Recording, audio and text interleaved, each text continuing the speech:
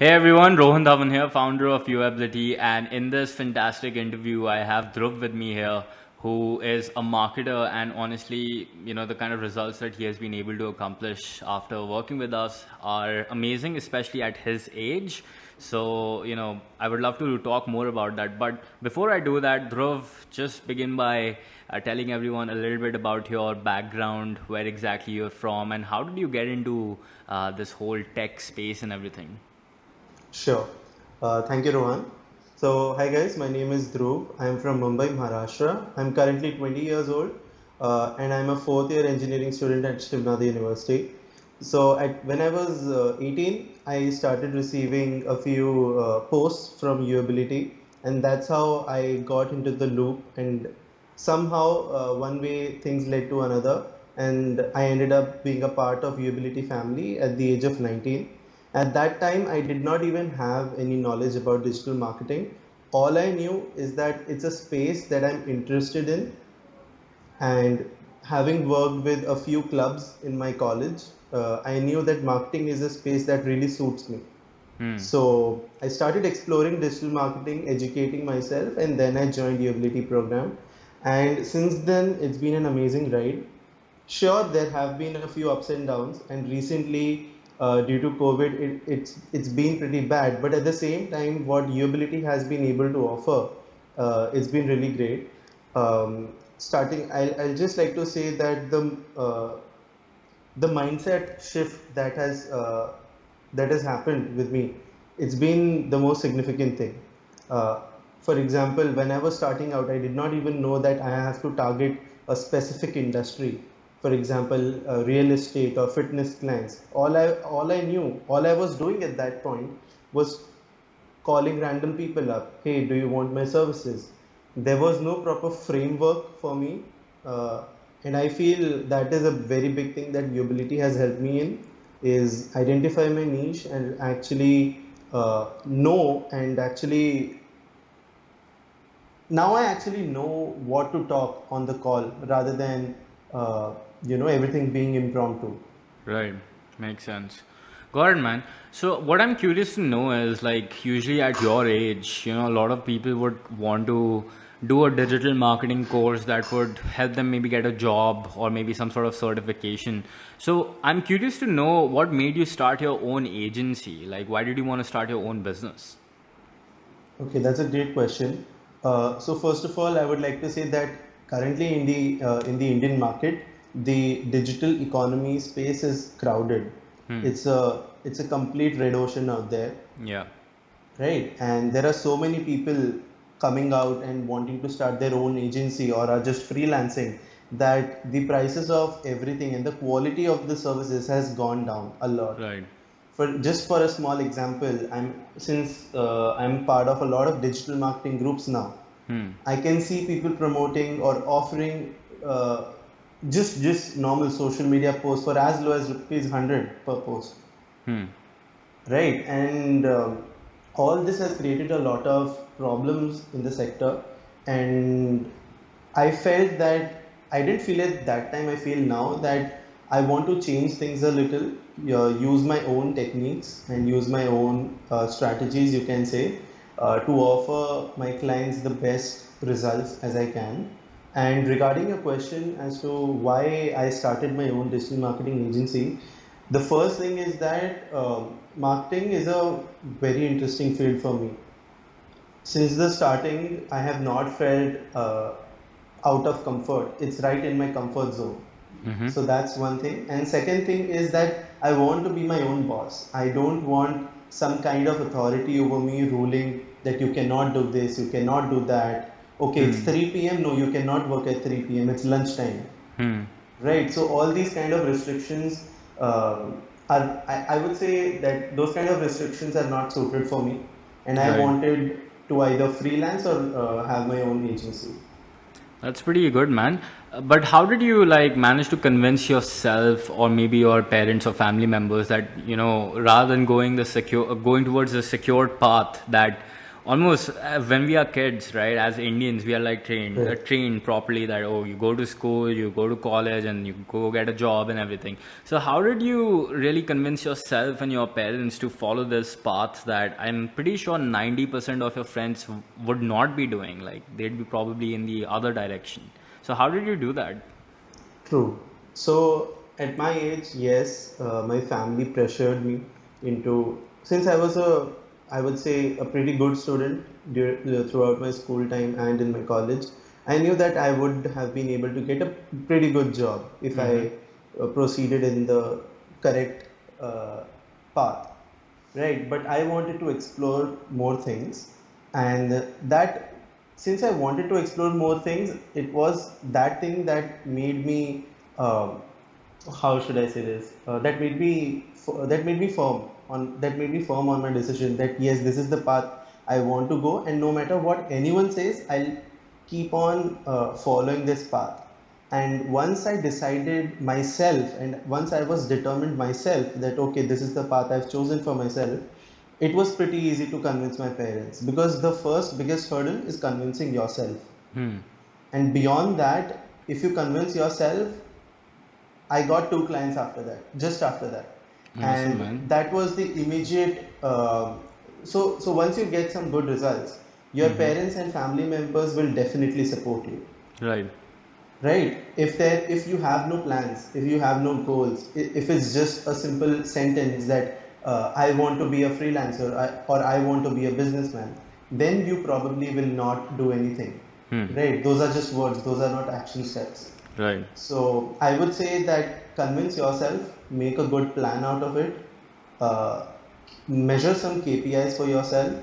If you are to keep track of what you are doing, how you are doing, how can you cover up your mistakes, and Mm-hmm. then work upon it. Got it. That's a fantastic answer, man. And according to you, since like you were kind of doing marketing for some clubs and everything before working with us, right? So my question is, I'm sure you must have come across like different kind of courses, programs, and all those different kind of things other than UAbility. So what I'm curious to know is, over, since we ourselves are sort of in a red ocean at this point of time, so why did you decide to go with UAbility over everybody else? What was the main reason behind it? Okay. So the first thing that stood out to me, okay, let's not go with the pros and cons. I would first like to go with what's happening on the social media space. So I used to get a lot of advertisements from a lot of gurus Hmm. that they are going to teach me digital marketing, they are going to give me high ticket clients, they are going to, skyrocket the number of clients I have for my agency. But the process by which they were trying to get me on board did Hmm. not convince me.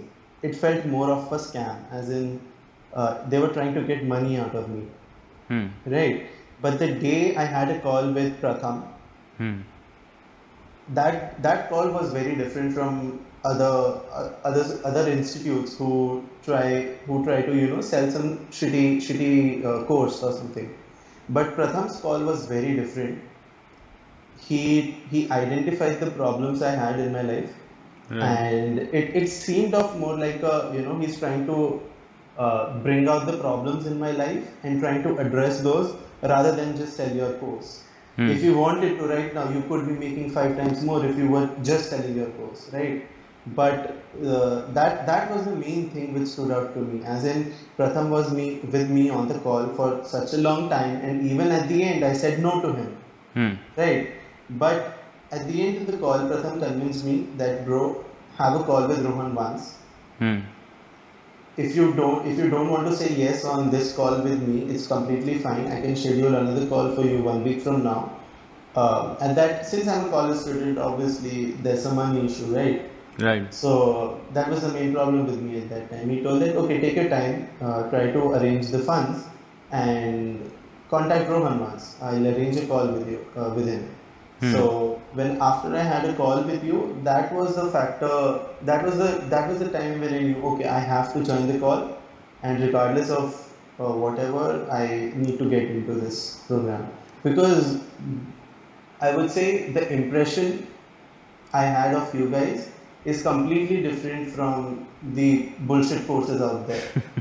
Okay. I'll, yeah. Got it. And that was like maybe you from like a prospect, right? You were seeing the outside world because so far you hadn't, um, experienced the whole program and everything. So what happened after, let's say, you paid the money and you actually joined? Was the expectation, did it match the reality, or like what was it like? What happened then? Sure. So, I mean, that was my biggest concern, Hmm. that what will be the return on investment for me? Right. If I pay for something, I need to get either that much or more than that. And I would say I got a lot more out of it than I initially expected. There were some basic things that I thought, oh, this process might not work. Hmm. Right, but that's just a opinion of me for that process. Hmm. But when I used the same process with your guide, with your guiding, I found out that actually the simplest of process is actually the most beneficial. Hmm. So I would say that joining this program has been like really beneficial to me. Before joining, I was making zero a month, and after joining, I made 25 a month. Wow, that's amazing. And Yeah, you're still in college, right? This yeah, I'm is still in college. like you still have your studies and everything going on, and this is like Yes, part time. correct. So I'm gonna repeat again. At part time, you're making 25 grand a month, right? Yeah, yeah, correct. Amazing, man. But Congratulations. thank you so much. But currently, I am making only 10K a month because a few of my clients had some problems. I had to drop them.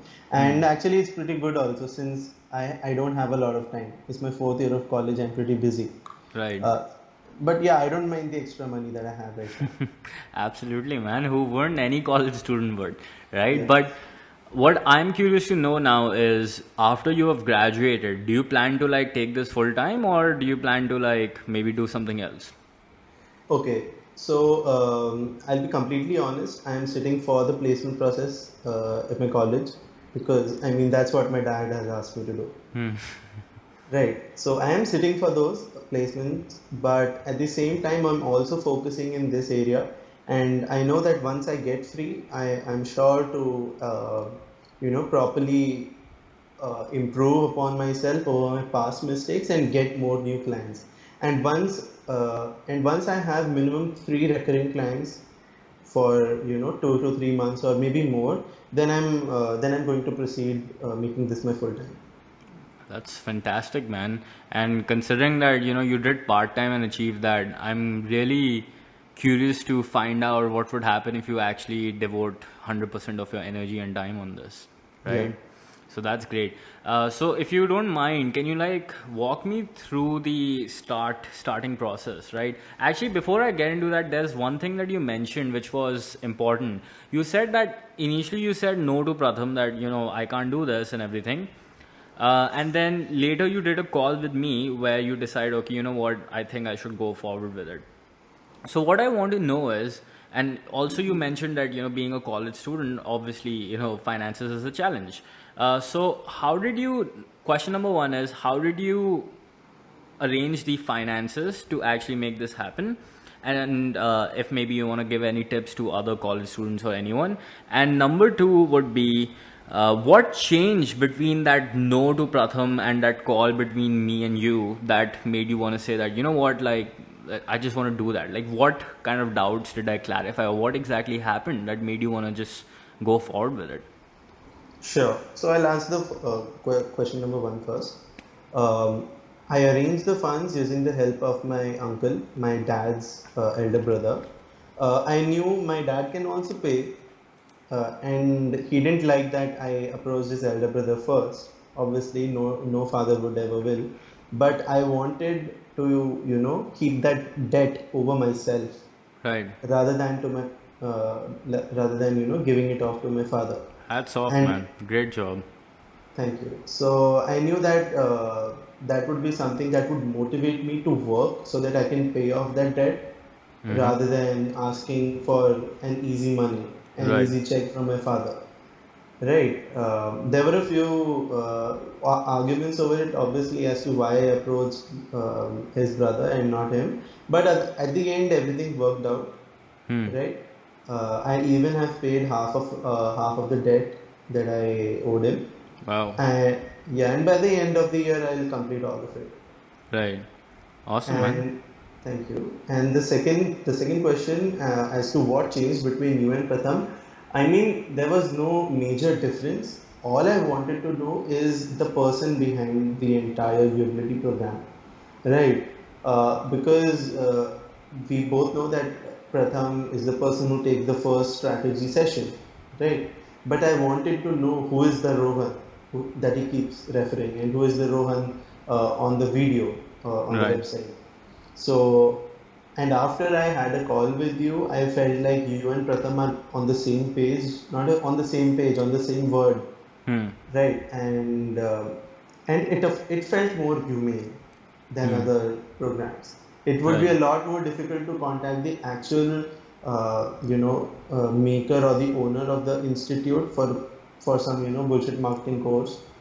It would be a lot more difficult to do that, but here it was very easy. Right. So I think the friction that you have said between the prospect and yourself is very low. Right. Yeah, and I think that was the major difference for me. Got it, man. That's fantastic. So in that case, now you paid the money, you got onboarded, and things started happening. Then what happened? Like, you were given access to the program. How was your first day like? And how much time did it take you to sign your first client? Sure. So yeah, that's a funny story because for the first 6 months I did nothing Right. after joining the program. Obviously, I was overloaded with college stuff, Hmm. so I literally had zero time. But during those 6 months, I completed the program twice, Right. so that I did not put in the work. I just completed the program Hmm. because I knew whenever I get my free time, that is summer vacations of last year, I knew that I would be able to do something. Hmm. And once my summer vacations came, it took me less than 2 months to sign one client, Right. right? And after that, it was steamrolling. I got second client, third client, fourth client. Awesome, man. How did you go about doing that? Like, how did you approach your first or second client? Maybe sharing some tips of organic or something with other people that'll benefit them.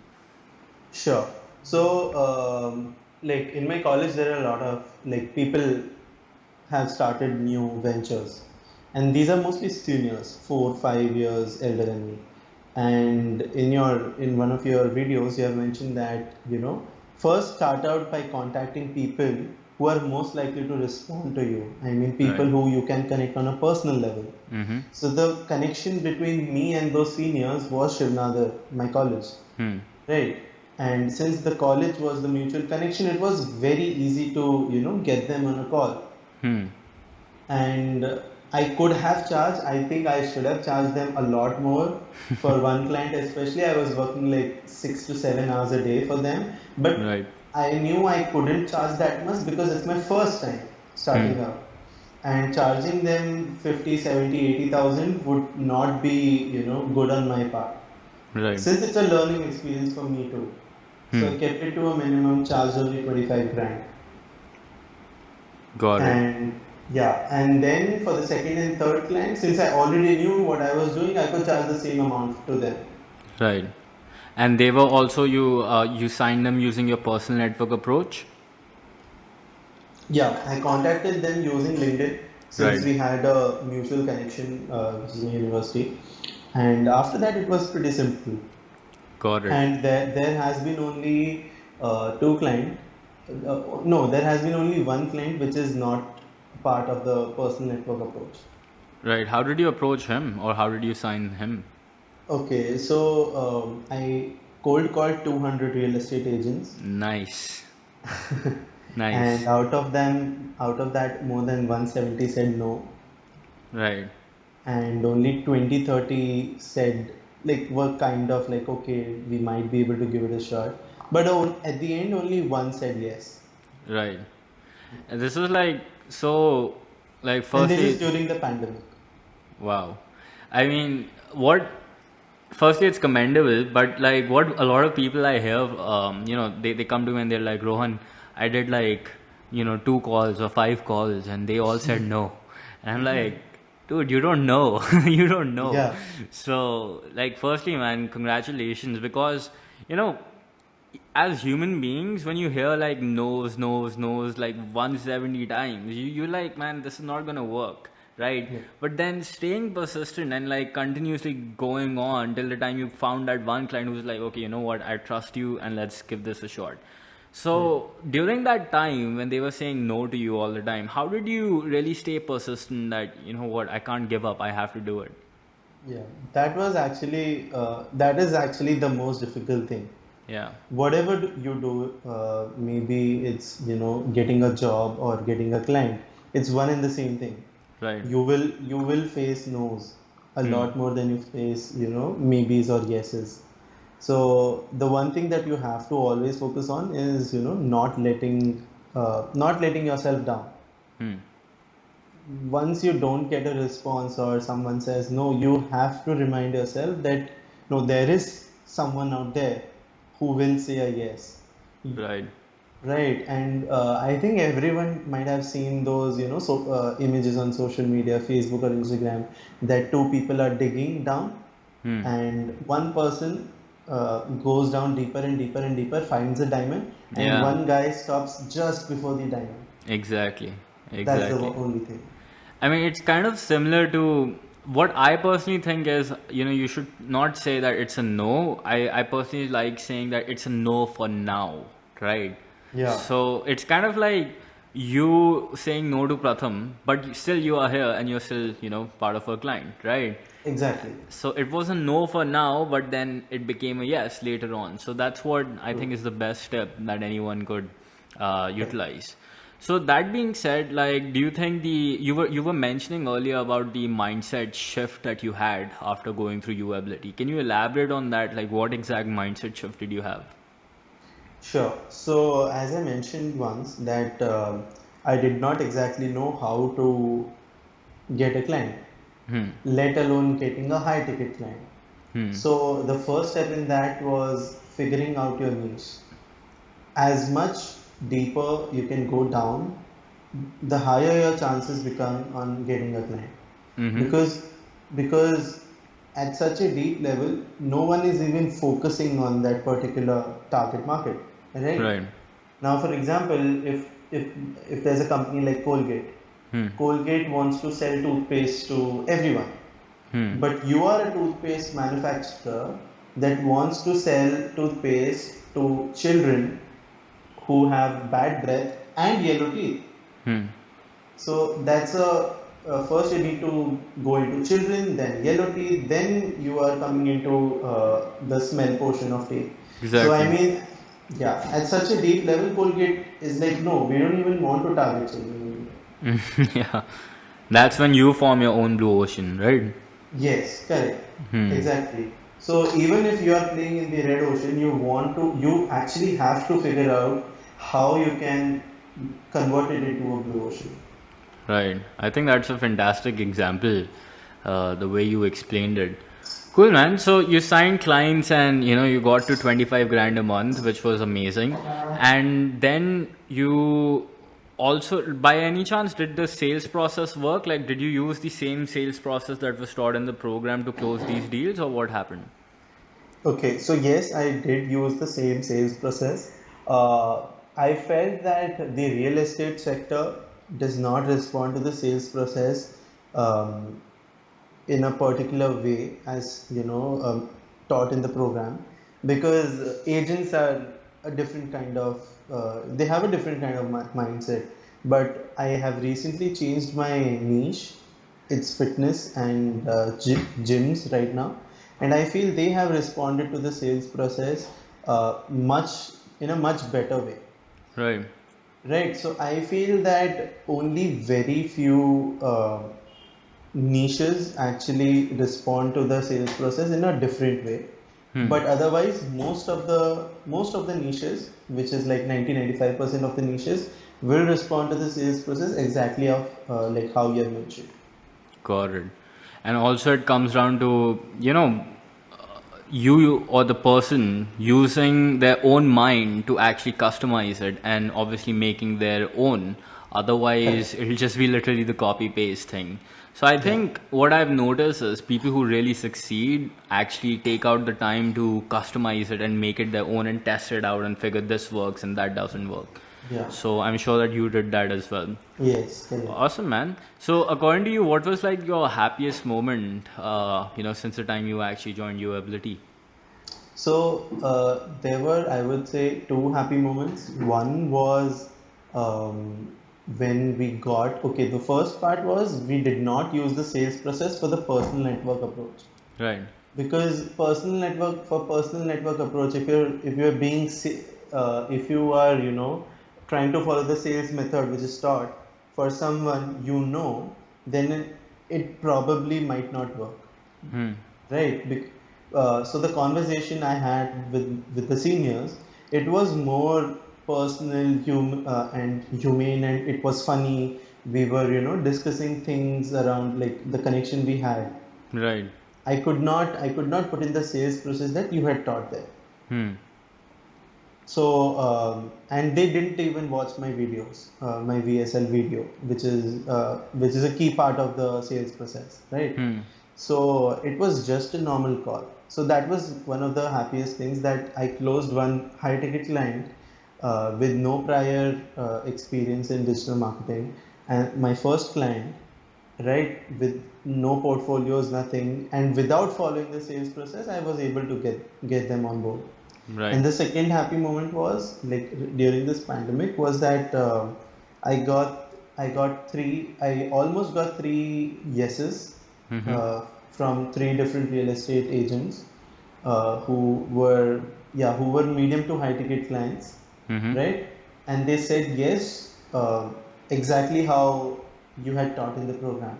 I followed the exact same framework and got them to say a yes. Awesome, man. That's pretty good. So in that case, like, I think the main thing that I've learned is from this interview that you were out there and you took your time to test out different kind of things, experiment with them and do them, and then reap the rewards. And when you did sign your first client, what was the reaction of your family members? Like, what did they feel? I mean, I did not even tell them. Oh, you didn't? Okay. I Okay. didn't tell them because for the first 15 days we were working for free. Right. That was the condition that I had set.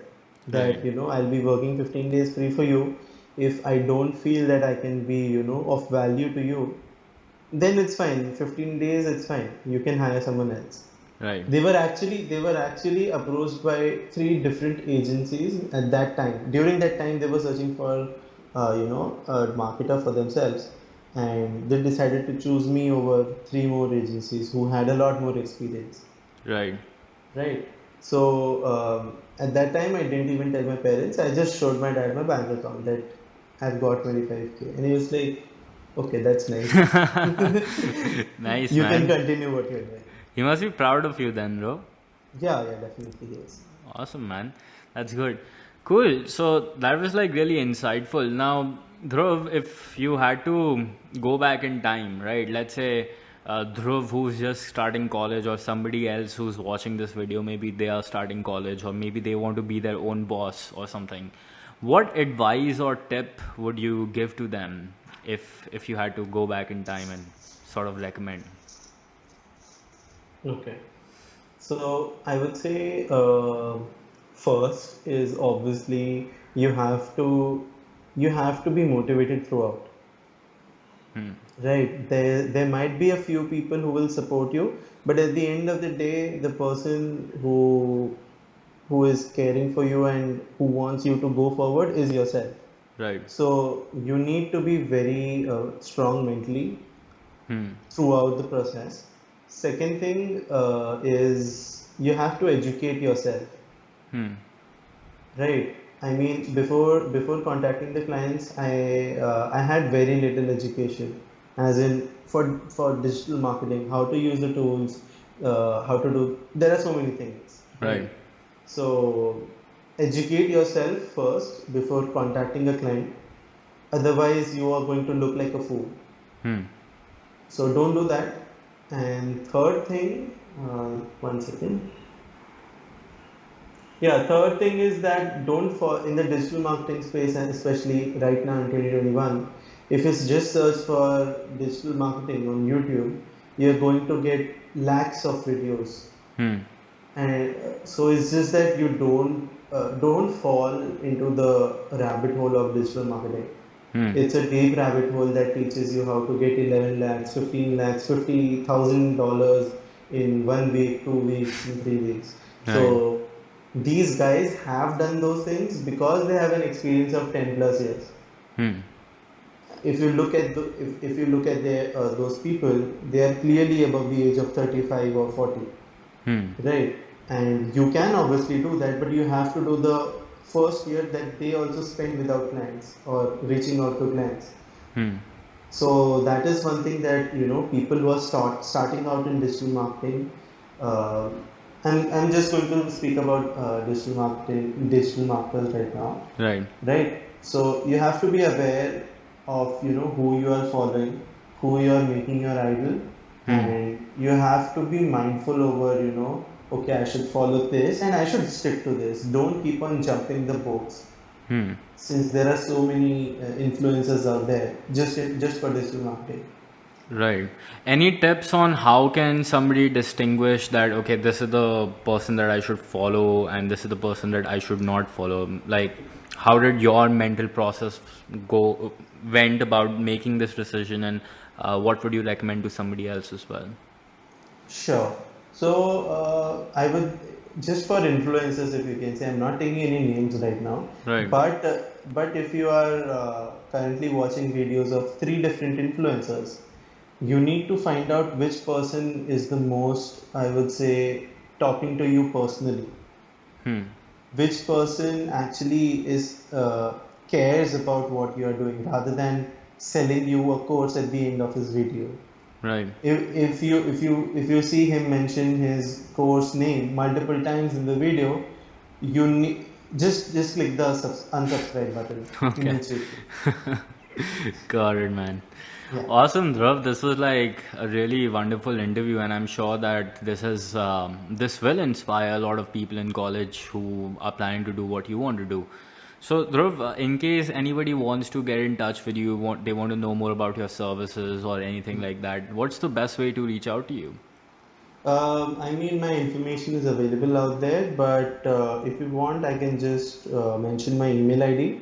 It Right. is dhruvagarwal2000@gmail.com. Right, got it. So what I'll do is I'll take this information from Dhruv and I'll put it in the description below, and anybody who wants to get in touch with Dhruv, by all means can, right? So Dhruv, Sure. much appreciated, man, and hope you have a great day. Yeah, thanks a lot, Ron.